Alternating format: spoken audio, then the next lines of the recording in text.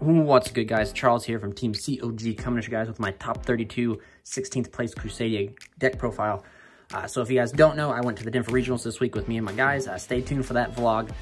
And I ended up getting 16th place, which was awesome. I ended up going 6-2 throughout the day. My matchups was round 1 was True Draco, 2-0 there. Round 2 was Salad, 2-0 there. Round 3 was Orcus, and I lost there. But round 4 was Paleo. Round 5 was Hero. Well, round 4 was Paleo. I was 2-0 there. Round 5 was Heroes, and I ended up 1-2 there. I lost that one. Round 6 was... Oh man, I forget what round 6 was. Round 6 is escaping me, man. So round 7 was BA Rock. Round 8 was Infernoid. So, like, it was a lot of rogue, and believe it or not, Denver had a bunch of rogues. So, I mean, that was kind of crazy to believe it or not. But, you know, like, there was a lot of meta there, and, like, when I kept looking over everyone's shoulders, it was, you know, there was, like, True Draco and Heroes was really popular, so, and that Hero's pretty good. You know, they pretty much have so much, like, bait for hand traps and baits for negation, then, like, their, like, last card is always going to be the Adjuster Gold, which allows them to essentially get to, Dark Calling. And yeah, go on from there. So it was pretty rough, fun regional altogether. I had a blast. So without further ado, before I jump further into the video, if you guys want this awesome mat that our sponsor sent us, Ophidian Games and Accessories, the link to their website will be in the description box below, and we'll provide you with our code, which is COG5.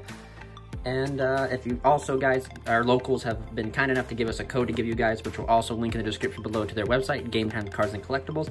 They're offering a coupon, which is COG10, so you get 10% off your orders through their website. So, yeah, that will also be in the vlog, too, if you guys happen to just not listen to it here. But for most importantly, continuing on, the vlog will be uploaded Tuesday, and this will go up tomorrow, which will be Monday for me, but I'm recording this Sunday night because I just got back, so. But further ado, let's just jump into the deck profile. Really, nothing has changed, but I'm just gonna like go a few things, like small things. I think one card has changed, 2 cards have changed, and we'll just jump into it. And I'll kind of explain like the matches and stuff, and just kind of give you a go around to like how the deck performed and how well I think it was. But continuing on, there is 3 Crusadia Maximus. Maximus is very important. So like what the deck did a lot was set up 4 to 5 negations going first, and then essentially Maximus applied really a ton of pressure going second because of the double battle damage. And there's many times where I would set up with equal max pointed Gamma Seal, top deck this or have this searched, or have a succession to bring this back, and I'd special to die and then just like sack for game, and then they just scoop it up. But he's really important because he's, if you ask me, he is probably the most important Crusadia to our strategy outside of Draco, because he's a 4 and his effect allowed double battle damage, so he serves as dual purpose, as in for going first and going second. But yep, just the 2 there, the 3 there, excuse me. We have the 3 Crusadia Draco. So Crusadia Draco is extremely good. He's your recursion for your Crusadia plays and your dragon for the Guard Dragon plays. I had a lot of people ask me, what do you do with Guard Dragons now that Agrippane's banned? And you just Skull Dread Turbo, essentially get to more extenders, get to your side deck when you go into like games 2 and 3. But yeah, he's really good. I mean, not much to say. Sometimes if you have open very weird and you have a dragon extender like Quick Launch, you have the ability to just waste this resource and summon it and just go ahead and attempt to chain block your Magius and get your search, and then just overlay this plus another level 4 like Familiar for Azathoth, and then just use the Quick Launch or the Wyvern Buster or Light Pulsar to continue on your Guard Dragon plays. But very seldom that comes up, but it's searchable. It's really good. Now, moving on to probably, in my opinion, the 2 best cards that performed Saturday was Arborea. So Arborea is a tuner, and Arborea has no effect on field except for the summoner itself, but that's inherent. It's the ability to banish and protect your Crusadia monsters from card effects, or destruction, excuse me, any type of destruction. Gamma and Ogre was running rampant at the Denver Regionals, at least from what I was seeing. And I got Ogre and Gamma, not in the same game, but in different games. Oh, guys, I just remembered. My round 6 was Mech Knights, Invoked Mech Knights. There we go. So he ended up playing Gamma. So like this, having the ability to banish itself to protect is really good. It came up quite a bit. And so it was one of the MVPs of the regional. Moving on to like the next MVP was Crusadia Reclusia. So all day long, man, like I was just summoning this, popping the rock that they summon on my side of the field. I was summoning this to pop the set Rage, the set Roar, the set Crescendo. And then against the Mech Knight player, he had one set and I just summoned this and I thought it was gonna be something important like a strike or a judgment. It ended up being artifact scythe. It ended up costing me the game actually, popping my scythe, but you know, it happens. But anyway, it really was good. It was good at baiting out back row. It was really good against the Salamangreats because they give you a zone. You just summon it to the zone that it points to and bait the back row. So they get the Sunlight Wolf effect, but hindsight, like if you just bait the back row and you can play through the rest of their cards, the add back is not relevant because you'll put on more negates than the cards and stuff they have to recur. Continuing on, we play 3 Crusadia Aslan. Leonis, guys, but Aslan to me, he was the worst. He actually take that back. He was not the worst one. He was the worst one, but his effect to do piercing came up a lot. Like, I'm not even kidding, guys. Like, I ended up one-punching over a Paleo set Frog with this guy, like old school Crusadia plays, whack and win. So, I mean, it was really good. But he's just a Crusadia name. Against the Orcus guys, I didn't see a single Crusadia, which is the one way this deck can truly, truly brick, and you can't do anything, is by not seeing a Crusadia. And believe it or not, even though you play max copies, it still happens. Moving on to the rest, we play the 3 Ranru, Gigabyte, 2 Gigabytes, 1 Inari Fire, and 1 Nefarious, Archfiend, the Eater of Nefarious. These guys are essentially for your Azathoth engine. And then this guy right here is, again, dual purpose. He's good for the Guard Dragon side. And again, for the rank 4 to get to Azathoth. More importantly, guys, like I saw a lot of times people wondering, so like, if you open multiples of these guys, like if you open like 3 of these in the hand plus a Crusadia, you summon these 2, make the Narla, and then summon the extra one you have from your hand, essentially. So then, like, even if they have the ability to stop the Magius, like with Perm or something, you have a dragon.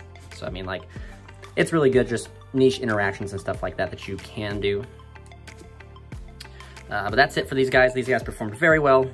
And actually, you guys will notice I cut down I think an Inari Fire, I do believe. I was originally playing 3-2-2, but I've cut one down for another card, which we'll get into here right now, actually. 2 Rocket Tracer. So the reason we're playing this, guys, is because your boy here always opens the 1-ofs, and he would always open Rocket Tracer plus a Quick Launch, so that means like those 2 cards in my hand are dead, and then that means the other 2 Quick Launches in my deck are dead cards that I could draw if I play through the opponent. So by playing 2 of these, it allowed me that if I open, it's essentially like the same thing with Brilliant Fusion. Essentially, when people would open Brilliant and Garnet, people started playing 2 Garnets, so like the card wasn't dead. And like, you gotta remember that in this variant of the deck, if you open 2 of them, like a Quick Launch and this guy, you can summon out the other one. Once you get to your Skull Dread, you're just putting back the other Tracer. So I mean, it's very fixable. But I got tired, and testing, guys, I got tired of just seeing this with Quick Launch and just having dead cards. So I decided to play 2. I never opened 2, which was nice. So I did open Quick Launch and Tracer, I think 2 times throughout the entire tournament, but Quick Launch was live. And like I said, 9 times out of 10, you just activate Quick Launch anyway, just shotgun it. And now that Rocket Dragon Link's a thing, most players will attempt to Ash it, but yeah, so that's that for that. Just for, that was like the 2 changes in the deck, was cutting and adding in an extra Tracer. The typical Guard Dragon stuff, these 3 guys, they're pretty good. Somebody commented on like I think the Facebook post I posted on Crusadia Duelist, or they commented on the YouTube, and that was why I didn't play Sephiroth. Is just because this card is still busted in this variant of the deck. In the Crusadia variant, it just beats the guys. I'm sorry that there's kind of a glare and it shines, but like, it's pretty. Like that just blinded me, but you got to play these guys. I never actually ever opened the Collapse Serpent. I always open Wyvern Buster the entire tournament. And actually, guys, I didn't lose a single dice roll the entire tournament until the last round against the Infernoid guy. And I was like, oh, well, here it is, guys. I'm going to get bodied here. And then he goes, you can go first. And I was like, what? Okay, I guess I really didn't lose the right dice roll. So, but it was pretty good.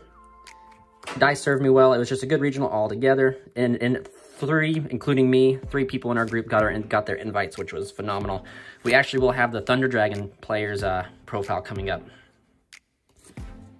shortly after mine, of course. Finally, the man, the myth, the legend. So this guy right here, guys, this guy is, I can't express how good this guy is and how this deck just abuses Gameciel the most. Guys, like, as soon as he touched down, I automatically had a win. Like, there was no ifs, ands, or buts. This guy did not get beat over. Like, it was remarkable. People were getting so salty and so mad at me for, like, this card is a thing. Like, people didn't understand, like, you use the first negate with him, and then essentially you just, like, let them resolve, like, all the unnecessary, unpowerful cards they have to keep fueling the negate. Like, the turtle was almost had infinite negates, and including that Equal Max is pointing to this guy, like, over here, like, Equal Max is huge, and the turtle's huge, so there's not really a lot of cards in the current meta that can beat over the Kaiju's 33 booty that he'll gain, the 300 extra from Saryuja, you know? So, like, they can't beat over Equal Max because he's 42. They can't beat over the Kaiju because he's 33. Well, he's just, it was remarkable. Like, this was great. And then again, like, it was to the point, guys, where people were starting to see, like, you know, once it gets later in the rounds in the regional, people are, like, walking around, they're picking up on what's, you know, going down, knowing what you're playing. I had it was so bad that my Waterfront was getting ashed before, like, my LP or my Magius was because of fear of the turtle touching down. My poor friend Taylor, the Salad player, he ended up ashing this to prevent me from getting the Kaiju. I drew into another one and played it. And then against the Infinite player last round, he ended up banishing my copy with the Decatron that had the effect of Anaku. And I just drew into another one off of Saryuja and activated it and just still, you know, won. So, yeah, so anyway, Gamecill, if you're playing like the reason I like this deck so much, because my opinion is the deck is a very good hybrid between going first and going second, as in, like, it can go first or second and, like, win. It's just, I think it's the best variant to play, personally, in my opinion, and it really validated my opinion this regional, because it didn't matter. Most of my games were 2-0, just because of how good and how, like, powerful that the deck is. Like, I didn't lose a single dice roll. And then every time I went into game 2, they made me go second. So I just side in like old school Crusadia and I one-punched everyone going second. But there was a few games where they didn't make me go second. They had me go first again. And it's like, okay, you just set up the negate board or whatever you want. Like, the deck is very well-rounded is what I'm saying. It's like, even if I lost a dice roll and was forced to go second, I could still pretty much, you summon Azathoth into an established board of negates, you're going to win. The only problem you really have is like the set 5 decks. But anyway, for spells, 3 Waterfront and 1 Terraforming. Like, you have to see, like, sad that Agrippane's gone, but like Agrippane allowed us to have like a secular win condition outside of the turtle. The turtle was just a win more card. But now that Agrippane's gone, the best board I've been able to make without the turtle is, and it takes your entire hand, and it takes opening the nuts, and it's very plausible because you like fix your hand twice with Saryuja. I end on Equal Max, Dawn Dragster. No, I do Equal Max, True Draco, Berserker, and Dawn Dragster here. And I mean, it takes everything, and it takes correcting your hand a bunch to do it, so. But it is possible, but that's not easy as accessible as like when Agrippane just splatted out a hot red, so like, you have to see the card, and like I said, like, it was to the point where people were negating the first effect to search, and it's not a hard once per turn, so you can just, if they ash it, you just draw into another one, and then you whack it over, and you just build up counters again, and you go. Moving on here.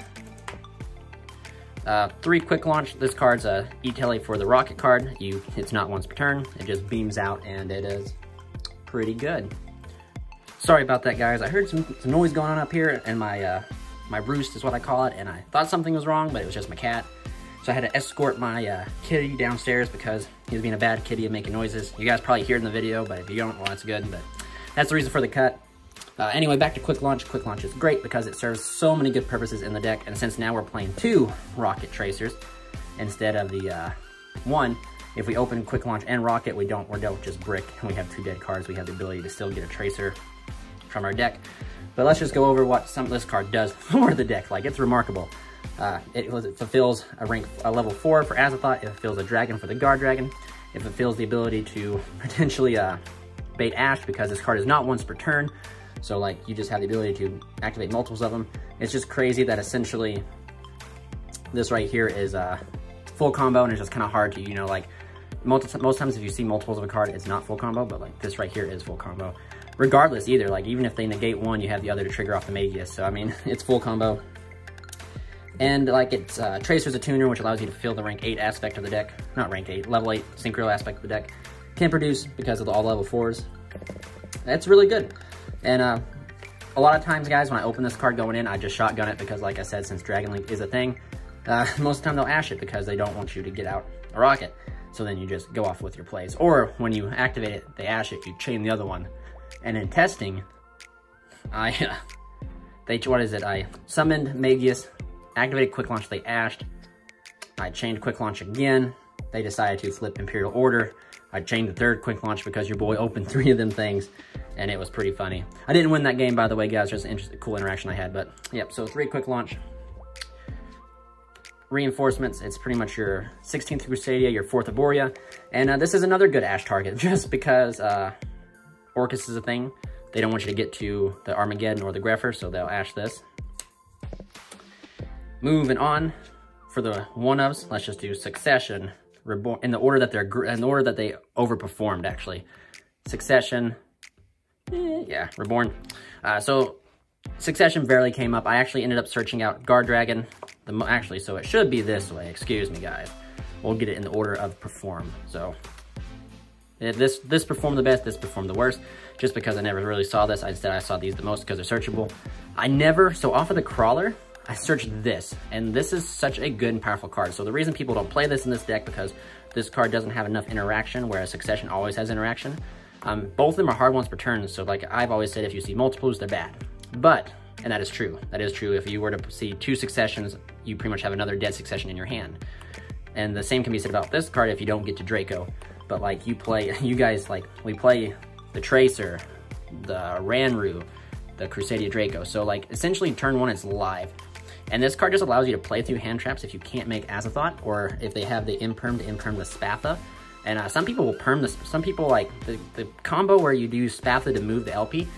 That entire sequence there is the most fragile part of the combo, because if they don't stop the Spatha, you're done. If they stop the LP, you're potentially done. But like Guard Dragon is just phenomenal because of that. It allows you to play through. So like if they stop the LP, you can just move the the LP. If they stop the Spatha, you can move the LP, and you can just continue on with your day. And then like the follow-up with Crawler, this is 10 times better, because like they're not going to break Gameciel mostly, but they can potentially break your other. They can break your Equalmax very seldomly, but they can also break the Hieratic Spear or force the Heavenly Spear. And Guard Dragon essentially just allows you to activate, summon back Draco, link into Magius, and then like special any of your monsters from your hand, which is really good. Because like you're gonna draw, the only really bricks you could draw in the hand could be the Rocket Tracer, but you're more likely to draw into a Archfiend, a Familiar, or the Quick Launch to beam out. So it's really good, and like I said, the moving was pretty important. For the final and the actually true brick, the second true brick, excuse me, the first true brick is Gameciel, because you never want to see the Gameciel or Crawler, you want to search them, is Crawler. Crawler was remarkable, guys. Like, it just sets you up. The fact that it just gives you another negate with Equalmax, and then it just fuels the waterfront is phenomenal. And Crawler is no joke. He is 2100 booty, so like they can't really beat over him, and they can really, but like it's really hard. So yeah, that's it for the main deck. We played 40 cards in our main deck, and it performed phenomenal, guys. It was remarkable. Moving on to the extra here. It's just standard. I'll just go ahead, yeah. 2 Magius, 1 Spatha, 1 Regulus, and 1 Equalmax. In my opinion, if you're playing this variant of the deck, if you're not playing Equalmax, it's not a Crusadia deck. So you gotta play Equalmax. He applies a lot of pressure. He's phenomenal. He's a negate. He's just remarkable. Moving on to like kind of like the dragon side of the deck here, we have the 2 Dreads, because you gotta dig for your extenders, dig for your waterfront. 1 Pisty, 1 LP. Rip Agripane. Essentially what you do, these 2 cards now facilitate for you, is these 2 cards. This guy makes the first Skull Dread, this one makes the second Skull Dread, and you just dig. Well, you draw 8 cards, fix your hands, get set up, you know. 1 Hieratic Spear of Heavenly Spears. So this card is just in here in case you don't get enough cards to go into Equalmax, which can happen. You draw multiples of the same Crusadia that you special summon, you know, anything really. You brick, you draw into bad cards. So this is another interaction that you can end on if you can get to Equalmax. And again, it sets you up too, because the bounce puts out Draco. And if you put Draco to a particular spot, you can potentially, I don't think this negates its effects. It just makes itself attacking to 0. So if you put Draco to a zone like the Galatea, the Sky Striker, you get the effect of Draco to add back. So it's pretty good, but it really performed very phenomenal, just because there was a few games I wasn't able to get to Equalmax, but I was able to get to this. And then like sometimes like people will leave this guy or not do anything to force this guy because he has 0 attack, but like essentially you just normal summon any Crusadia and then link into equal max if you can't make them, so then you apply more pressure, in my opinion. One Linky boy here, Link Spider. I ain't scared no rock, because every time I got rocked, which was twice in the entire event, I made Link Spider and continued on. I had essentially the 2 extenders in my deck, a Crusadia and a Dragon, or a Crusadia and Draco, and I just made Link Spider, made Spatha, moved on. So it's pretty good. And also, Link Spider's just, they don't ever see Link Spider coming, so the surprise factor was phenomenal. On to the final 2, Gnarla and Azathoth. So in my opinion, you have to play these guys. Gnarla pretty much forces out the Nibiryu, which means they have to Nibiryu here, they're not going to be able to, which means you don't lose you don't get to make your entire busted board and they go whack. So I mean, and even though they couldn't really do it because of Gamma Silver, that you make like the best board you can. But this right here forces the Nibiryu, which is important. And this guy says no to every hand trap out there, and except for Imperm. So, and this deck is fragile to hand traps. I hate to say it, but like we can play through some hand traps we open pretty good. But like Azathoth just says like you don't even have to open good. You can open bad, as long as you can open a Crusadia plus 2 level 4s. You can make me and just win. So pretty good. Moving on to like the most underestimated card in my extra deck that I think that overperformed. This guy. So you guys told me to play Savage Dragon. I was going to play Savage Dragon. Now here's why I didn't. Did I have access to one? I did. So that's not in the question. I could have borrowed Shane's and played it, but why I didn't. In my head, I did this mathematical equation of all the decks that may be out there. And what hurts more? Negating the effect and leaving the body, or letting the effect resolve and negating the body? Because you want to stop, like, we're in like a format where links, we're in Masterful Force, so links are pretty prominent, and I decided to go with this, and this guy did phenomenal, guys. He's pretty much almost like a second Equal Max. Like, he applies just as much pressure as Equal Max does, and essentially the same amount of pressure that Boros Savage does. He doesn't negate, but he banishes. It says whenever opponent's monster activates an effect, banish it. So when they activate Gazelle in hand, banish it. When they activate Galatea, banish the Galatea, and like that's like, what are they gonna do? What are they going to do? They can't bring it unless they hard opened one. What are they going to do? Banish the Gazelle. And when they make their second Sunlight Wolf, banish that Sunlight Wolf. You know, like, this card was just so good. And the fact that you can whack over an effect monster and then gain that attack, and the attack gain is permanent, and then whack again for damage is so good. So like, that was my theory behind this, was like, do I want a card that negates but leaves the body, or do I want a card that doesn't negate but removes the body? And I decided to go with negate and remove the body. Excuse me, I decided to go with, I wish that was possible. I decided to go with remove the body but not negate, and this card just phenomenal, guys.